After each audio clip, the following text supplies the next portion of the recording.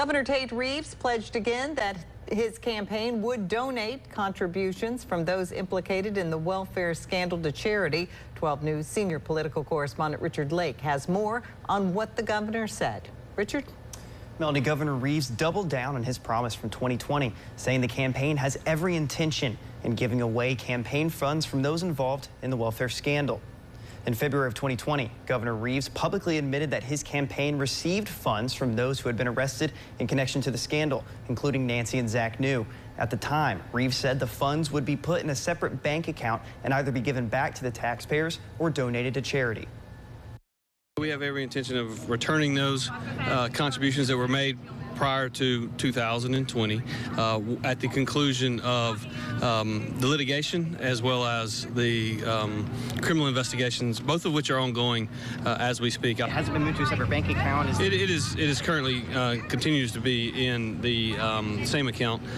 We have probably 5 or 6 different accounts situated through Friends of Tate Reeves as well as Tate for Governor, and those monies, that $9,000 or somewhere in that range, will be refunded at the appropriate time. Once more and more decisions are made by both prosecutors as well as the civil litigants, those numbers may be increased, they may be decreased, and we'll make that contribution to charity once the litigation is finalized.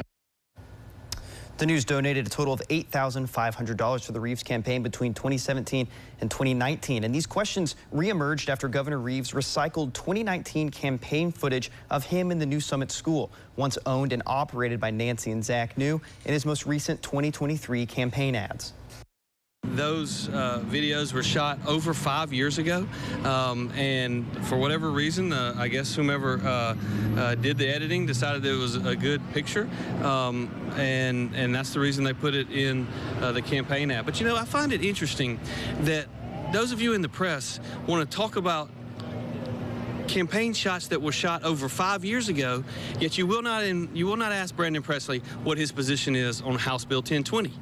You will not ask Brandon Presley what his position is on our decision to allow girls to only play girls sports and boys to only play boys sports. You will not ask him questions that are important to the citizens of Mississippi. I would encourage you to ask that. We definitely will, and I think you should. I think that'd be great. Right, and the main focus is considering who was implicated in the ownership and function of that school. Do you have a message to voters who may be skeptical of simply just your proximity to that? It has raised questions for people. There were a lot of kids that went to that school over the years that benefited from having a school such as that in effect.